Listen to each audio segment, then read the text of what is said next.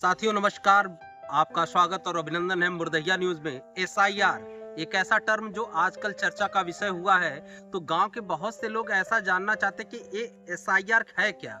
SIR का हिंदी में मतलब होता है गहन पुनरीक्षण, यानी मतदाता सूची जो होती है उसको एक बार फिर से खंगाला जाए और उसमें देखा जाए कि वैध वोटर कितने और अवैध वोटर कितने हैं। यानी जो वोटर सूची में अगर कहीं गलती से जो वैध वोटर नहीं है, वो नागरिक नहीं है, तो उनको निकाल दिया जाए और वैध वोटरों को शामिल किया जाए। वो पूरी प्रणाली एसआईआर की है। और वोट चोरी का मसला जो लगातार चर्चा का विषय बन रहा है, जिसका नेतृत्व तो कहीं न कहीं राहुल गांधी और इंडिया गठबंधन के लोग कर रहे हैं। और बिहार में सासाराम से एक पद यात्रा टाइप का निकला, वोट अधिकार यात्रा, जिसके अंतर्गत बिहार की जनता को लेकर समस्त देश को ये मैसेज देने की कोशिश की जा रही है इंडिया गठबंधन के द्वारा कि आपके वोटों की चोरी हो सकती है और आप सतर्क रह जाइए। लेकिन राजनीतिक विद्वानों की माने और गहनता से सोचें तो क्या इंडिया अलायंस के लिए एक प्रमुख मुद्दा बनेगा बिहार के चुनाव में? क्या कुछ परिवर्तन आ सकता है? इसके बारे में भी चर्चा मैं आपसे करूंगा।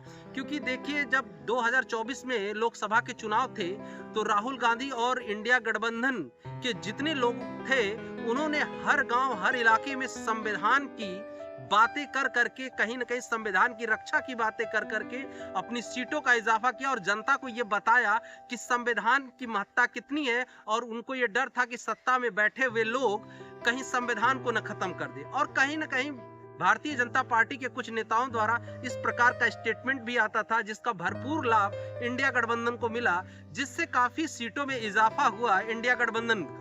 जिसमें समाजवादी पार्टी ने बेहतर प्रदर्शन उत्तर प्रदेश में किया और कांग्रेस ने भी प्रदर्शन किया, जिसके कारण राहुल गांधी विपक्ष के प्रतिपक्ष के नेता के रूप में उभरे। और आज वही स्थिति बिहार के चुनाव में है कि कहीं न कहीं बिहार चुनाव जो होने वाले हैं और तेजस्वी यादव और राहुल गांधी जिस प्रकार से पदयात्रा कर रहे हैं, वोट अधिकार यात्रा कर रहे हैं, एसआईआर का मुद्दा, वोट का मुद्दा, वोट चोरी का मुद्दा, ये कहीं न कहीं बिहार की जनता को आ, आकर्षित करने का काम करेगा। कहीं न कहीं एक नया मुद्दा मिल गया और उसके साथ साथ संविधान के प्रति सचेतना, मुख्य सचेतना का काम करना जो इंडिया गठबंधन के लोगों का है, कि वो जनता को जागरूक कर रहे हैं कि ये संविधान ही आपकी असली पावर है और इसमें लिखा हुआ एक एक लफ्ज आपकी सुरक्षा के लिए, आपके नागरिक हक के लिए।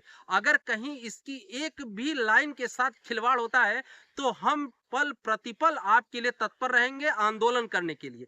और ये कहीं न कहीं मुद्दा बनेगा बिहार विधानसभा चुनाव में, जो कहीं न कहीं तेजस्वी यादव के नजरिए से और राहुल गांधी के नजरिए से उनके लिए बेहतर साबित हो सकता है। क्योंकि भारतीय जनता पार्टी का जो स्टंट इस समय है वो काफी शांत नजर आ रहा है पिछले 10 दिनों से। और सोशल मीडिया की माने तो लगातार जिस तरह से ट्रेंड कर रहे हैं राहुल गांधी और तेजस्वी यादव की जो पद यात्रा की रील्स है, वीडियोज है, क्योंकि आप ये मान के चलिए कि अब आधी जनता, आधी क्या मैक्सिमम जनता सोशल मीडिया पे ही अपनी चीजें, अपने नेता के भाषण को सुनती है। अपने नेता द्वारा दिए गए भाषण को, रील को वो देखकर पसंद करती है और एक्साइट होती है। तो कहीं ना कहीं पिछले 10 दिनों 20 दिनों के अंतर्गत जिस तरह से राहुल गांधी सोशल मीडिया पे ट्रेंड कर रहे हैं और जिन प्रकार के मुद्दों को उठा रहे हैं, तो वो जग जाहिर हो रहा है और जनता उसमें अभिरुचि ले रही है।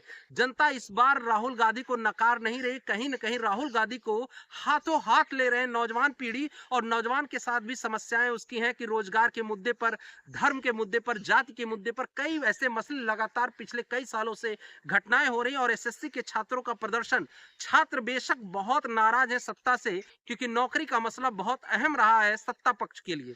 तो ये सारी मुद्दे कहीं ना कहीं बिहार विधानसभा चुनाव में फर्क डाल सकते हैं और तेजस्वी और राहुल गांधी को कहीं ना कहीं इसका फायदा मिलेगा। आपको ये विश्लेषण कैसा लगा? आप अपनी प्रतिक्रिया जरूर लिखिएगा। तब तक के लिए बने रहिए मुर्दहिया के साथ।